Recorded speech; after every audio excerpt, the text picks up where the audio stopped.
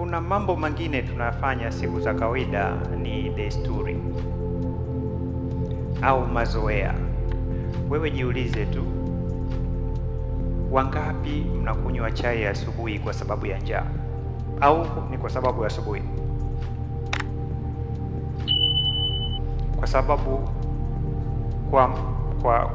kwa Allah alivyotutengeneza, asubuhi hutakiwi kusikia njaa, kwa sababu ile homoni inayohusika na njaa, ghrelin, inaanza kupanda kwenye saa 5 kwenda juu. Vinginevyo ingekuwa tunaamka na njaa, labda tungepoteza watu wengine, kwa sababu ukienda kulala saa 1 usiku kaamka saa 3.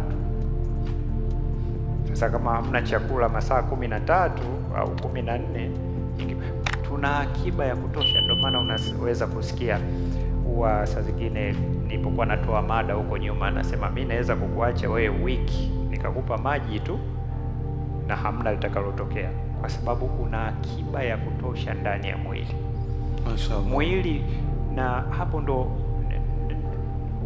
utatizama ni kitu hiki kiko hivi. Umeshahesabu Kiislamu, ukihesabu Rajabu, sijui Shabani, Ramadhani, funga za suna, funga sijui nyeu, ni karibu nusu mwaka hauli unatakiwa ufunge.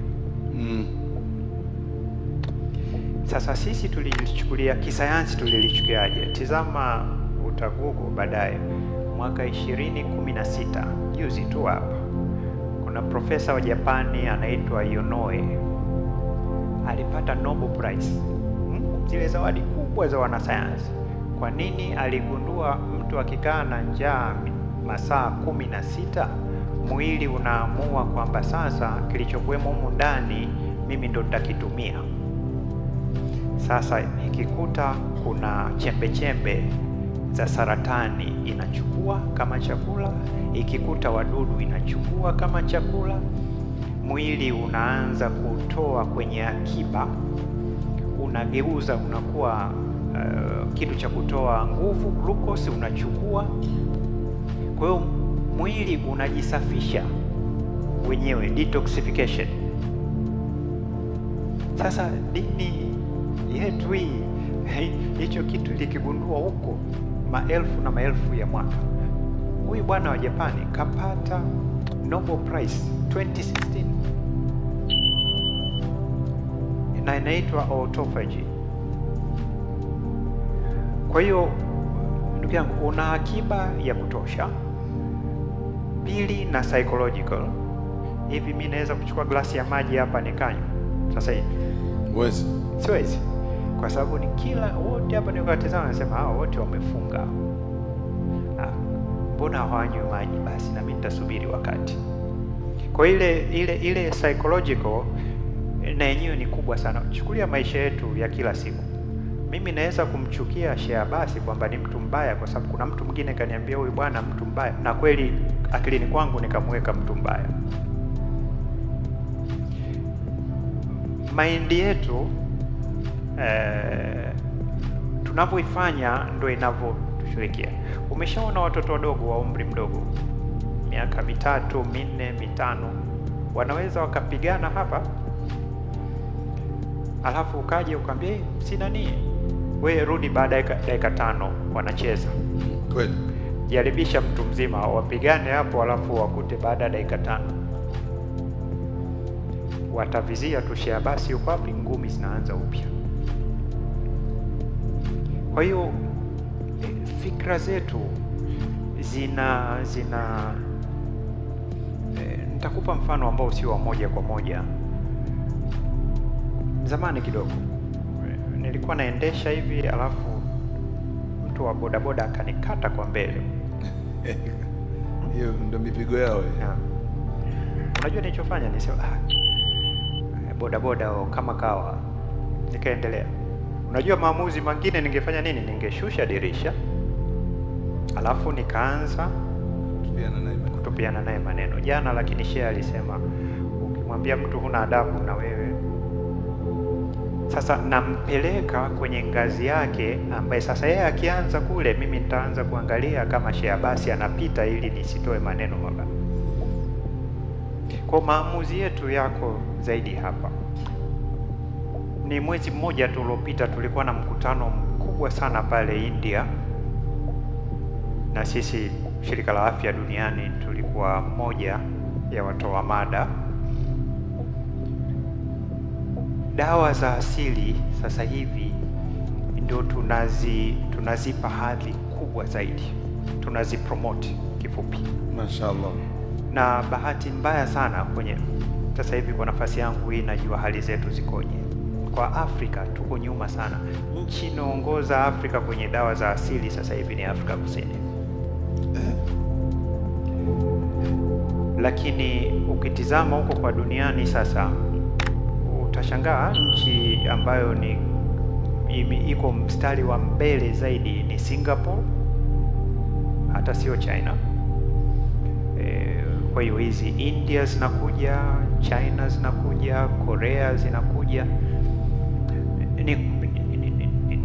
Ni kwamba dunia lazima iende na dawa za asili, na sisi kama shirika la afya la Umoja wa Mataifa tunashabiria sana hicho kitu. Huwa ushauri mkubwa ni kwamba unaposema kata mizizi, chemsha, ile dozi pale umepimaje, kwamba kikombe kimoja ndo dozi sahihi, na maji umetia namna gani? Sasa inaweza kuwa kwamba ukampa mtu kikombe, labda dozi ni kubwa zaidi kuliko inavyotakiwa, au ukawa umempa maji lakini yeye akajisikia salama. Inaitwa placebo effect. Ni kwamba unajisikia tu kwa sababu ya imani, lakini wiki mbili tatizo liko bado pale pale.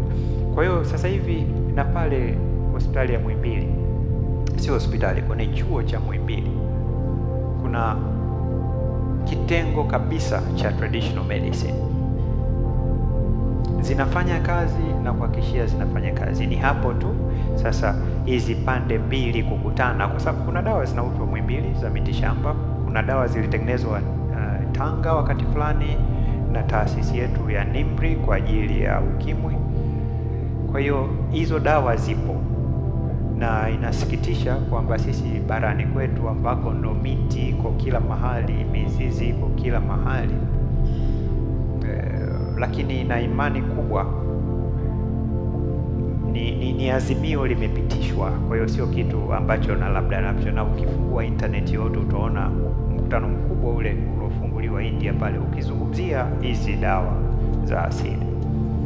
Ni kukutana tu kuweza kuzifanya, na mahali kama China mimi nimekwenda mara kadhaa. Unaingia hospitali, unachagua unataka kutibiwa na madaktari wa kisasa wanaotumia dawa za kisasa, unataka kutumia traditional medicine, na watu wako kwenye jengo hilo hilo.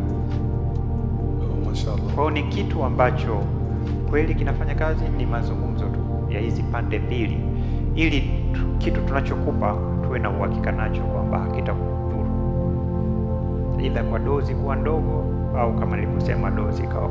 Kama maji yangekuwa mazuri, ukizama ungekuwa unaendelea kufurahia tu. Wewe una damu hapo lita 5, alafu unachukua lita 6 kutoka nje unaziingiza lita 11. Pampu ni ile ile, horsepower 2.5, hujabadilisha. Sasa kwenye damu kuna madini, kuna chumvi, kuna sukari, kuna hii. Wewe unaviayusha vyote vile ghafla. Tunachoshauri kunywa lita 1.5 mpaka lita 2. Lita 2.5 inategemea umetoka kwenye mazoezi au kama hivi kutwa nzima hujanywa maji, unarudisha lita hiyo 1.5 na nini, lakini huwezi kuzidisha maji, kwa sababu ukizidisha yanageuka yanakuwa sumu. Kwa tafadhali sana, mitandao ni mizuri, lakini kama wanavyosema akili za kuambiwa, na wewe unachanganya na zako kidogo. Kunywa lita 5, huna kisukari, huna nini, naweza kumwelewa mtu wa kisukari, Kwa maji ni mazuri, lakini yana wastani. Kila kitu kina wastani